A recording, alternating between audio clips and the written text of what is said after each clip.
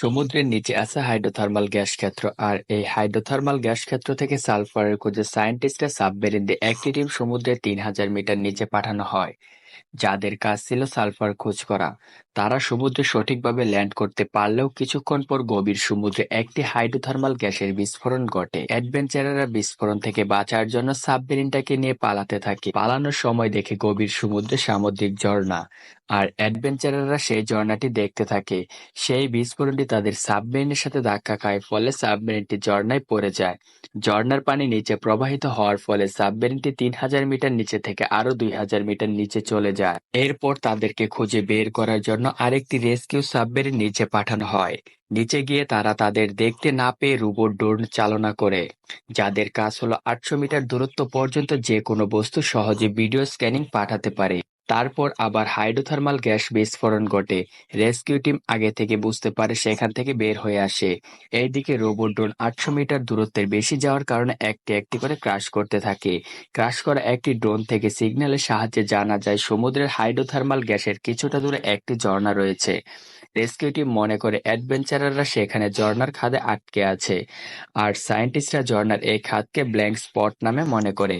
এইদিকে রেস্কিউ টিমের প্রধান হলো কিংলন, যে কিনা সমুদ্রে থাকতে বেশি ভালোবাসে। অ্যাডভেঞ্চারার এর সাবমেরিন গভীর সমুদ্রে আটকে থাকা অক্সিজেন লেভেল ক্রমে ক্রমে কমে আসছে। রেস্কিউ টিম যারা ঝর্ণার নিচে গিয়ে খুঁজতে থাকে, কিছুক্ষণ পর সিগন্যালের সাহায্যে খুঁজে বের করতে সক্ষম হয়। এটা দেখে অ্যাডভেঞ্চাররা খুব বিচলিত, আমরা বেঁচে গেছি। কিন্তু ওদের জানা ছিল না গভীর সমুদ্রে ৫,০০০ মিটার গভীরে ব্ল্যাঙ্ক স্পটে কি হতে পারে এদের সাথে। যাই হোক, রেস্কিউ টিমের সাহায্যে অ্যাডভেঞ্চারের সাবমেরিন ঠিক করার পর উপরে উঠে আসতে বলা হয়। তারা বারবার চেষ্টা করে উপরে আসার জন্য উপরে আসতে পারে না।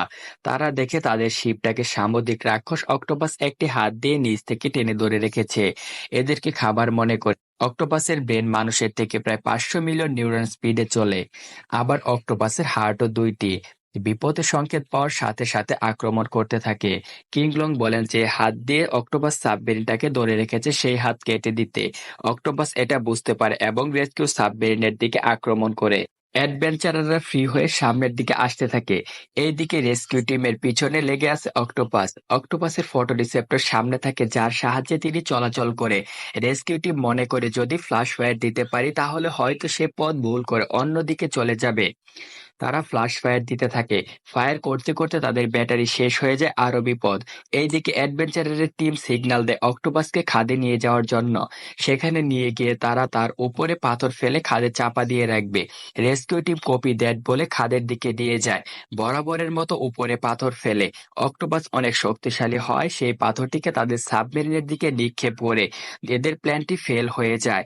অক্টোপাস তাদেরকে ধরার জন্য অনেক চেষ্টা করে এবং ধরে ফেলে। কিংলং বলায় তিনি রোবট ফায়ার দেয়। তখন অক্টোপাসটি ছিটকে দূরে গিয়ে পড়ে এবং ভীষণ আক্রমণাত্মক হয়ে ওঠে। তখন তার সর্বোচ্চ শক্তি দিয়ে চলতে থাকে অক্টোপাস।